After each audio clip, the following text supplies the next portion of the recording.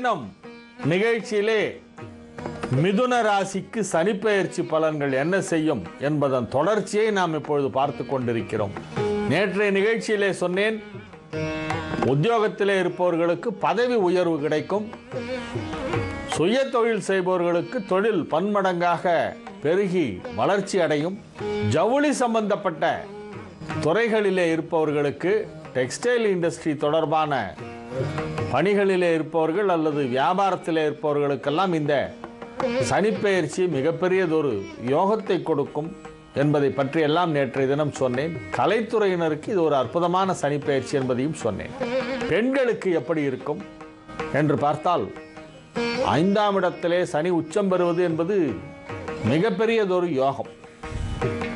திருமண வயதிலே இருக்கும் பெண்களாக இருந்தால் இப்பொழுது திருமணம் நடந்துவிடும். குழந்தை பாக்கியம் தாமதமாகி கொண்டிருந்தால் இப்பொழுது புத்திர சந்தானம் கிடைக்கும். ஒரு சிலர் சொல்வார்கள் 5ஆம் இடத்திலே சனி இருந்தால் குழந்தை இருக்காது என்று. அது தவறான கருத்து. 5ஆம் இடத்திலே குரு இருக்கும் பொழுது வேண்டுமானால் குழந்தை பிறக்காமல் இருக்கலாம். புத்திரகாரகன் புத்திரஸ்தானத்திலே இருந்தால் குழந்தை கிடையாது என்றே சில நூல்கள் எல்லாம் சொல்லி இருக்கின்றன. ஆனால் 100% அப்படி நடக்கவில்லை என்பது வேறு விஷயம். காரகோ பாவனாஸ்தி என்று புத்திரகாரகனாகிய குரு 5ஆம் இடத்திற்கு வரும்பொழுது புத்திரர்கள் இருக்க மாட்டார்கள் என்று சொல்லப்படுகிறது. ஆனால் சனி அப்படி அல்ல. மிதுனத்திற்கு சனி 8, 9க்கு அதிபதி. பெண்களுக்கு 8ஆம் இடம் என்பது மாங்கல்ய ஸ்தானம். அந்த மாங்கல்ய ஸ்தானாதிபதி இப்பொழுது உச்சம் பெற போகிறது. ஆகவே கணவருக்கு யோகம். திருமணம் ஆகாதவர்களுக்கு திருமணமாகும். திருமணமாகி குழந்தை பாக்கியம் இல்லாதவர்களுக்கு குழந்தை பிறக்கும். ஒரு குழந்தை அல்லது 2 குழந்தையோடு நிறுத்தி இருந்தால் இப்பொழுது அடுத்த குழந்தை பிறப்பதற்கும் வாய்ப்பு இருக்கிறது. சற்று வயதான பெண்மணிகளாக இருந்தால் ஆரோக்கியத்திலே உள்ள குறைபாடுகளெல்லாம் முழுமையாக நீங்கிவிடும். நல்ல தேக ஆரோக்கியம் கிடைக்கும். பூர்வீக சொத்து தொடர்பான பிரச்சனைகள், சர்ச்சைகள், குடும்பத்தாரோடு ஏதேனும் மனஸ்தாபங்கள் எல்லாம் இருந்தால் இப்பொழுது அதெல்லாம் சரியாகிவிடும். ஒரு சில பெண்களுக்கு பிறந்த வீட்டு சீதனமாக சொத்து வந்து சேரும். அனைத்து தரப்பு, அனைத்து வயது பெண்களுக்கும் நன்மைகள் அதிகமாக நடக்கும். துளாராசி என்பது சுக்கிரனுடைய வீடு. ஆகவே அதில் சனி உச்சம் பெறும்பொழுது பெண்களுக்கு அதிகமாக நன்மை செய்யும். மாணவ மாணவியர், கல்வி பயின்று கொண்டிருக்கும் குழந்தைகள், கல்லூரிக்கு சென்று கொண்டிருக்கும் டீனேஜ் ஆண்கள், பெண்கள் ஆகியோருக்கெல்லாம் இது ஒரு அற்புதமான ஒரு நேரம். மிகப்பெரிய சாதனைகளை எல்லாம் செய்து காட்டுகின்ற நேரம். மிதுன ராசியிலே பிறந்தவர்கள் இந்த வருடம் பொதுத் தேர்வு எழுதுபவர்களாக இருந்தால் 10ஆம் வகுப்பு அல்லது 12ஆம் வகுப்பு பொதுத் தேர்வு எழுதுபவர்களாக இருந்தால் உங்களுக்கு மாநிலத்திலேயே முதலிடம் கிடைக்கக்கூடிய, ஸ்டேட் லெவலில் ரேங்க் வாங்கக்கூடிய அளவிற்கு மிக சிறப்பான ஒரு நேரமாக இது இருக்கிறதாகவே மாணவ மாணவியர்கள் தங்களுடைய கல்வியிலே அற்புதமாக முன்னேற்றம் அடைவார்கள்.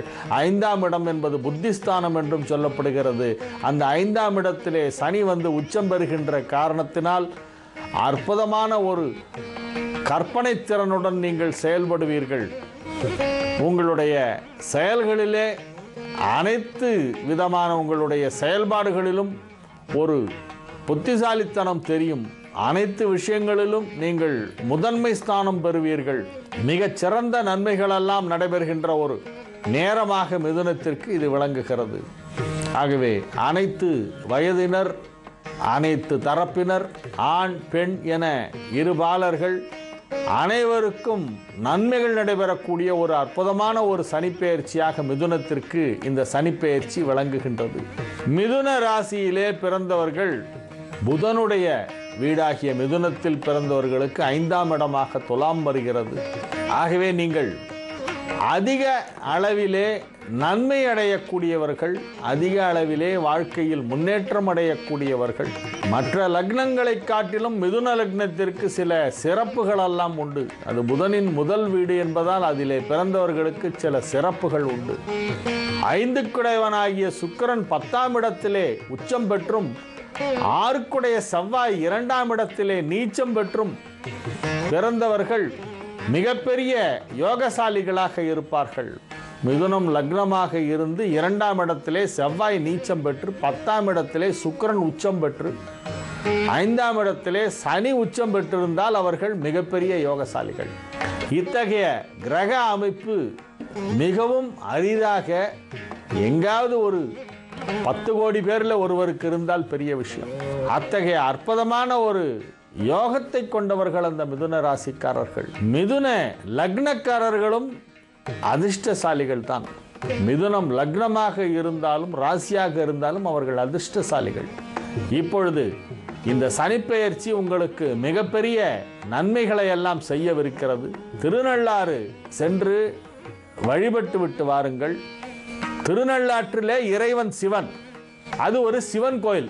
சனி கோயில்பாங்க. சனி கோயில்லாம் கிடையாது, சனிக்கெல்லாம் தனி கோயிலே கிடையாது. நவகிரகங்களுக்கு தனி வழிபாடே கிடையாது.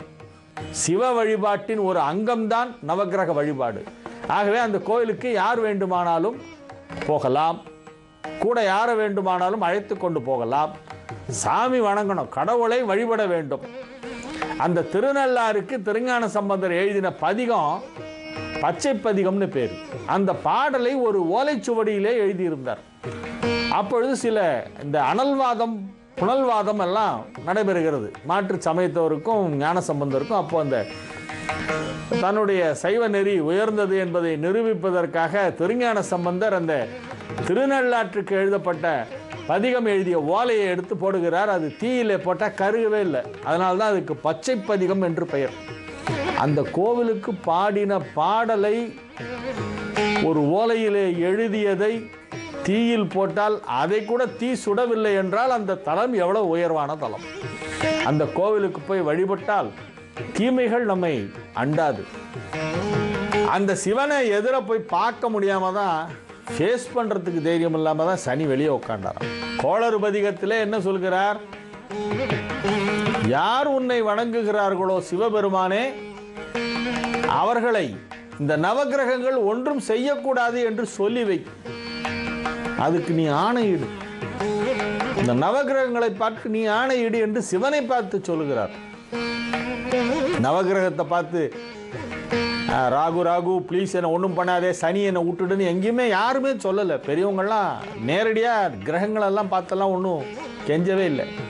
ஞாயிறு, திங்கள், செவ்வாய், புதன், வியாழன், வெள்ளி, சனி, பாம்பிரண்டும் உடனே ஆசரு நல்ல நல்ல அவை நல்ல நல்ல அடியார் அவர்க்கு மிகவே தானொரு கோளும் நாளும் அடியாரை வந்து நலியாத வண்ணம் உரை செய் என்று ஞானசம்பந்த பெருமான் சிவபெருமானிடம் விண்ணப்பிக்கிறார்.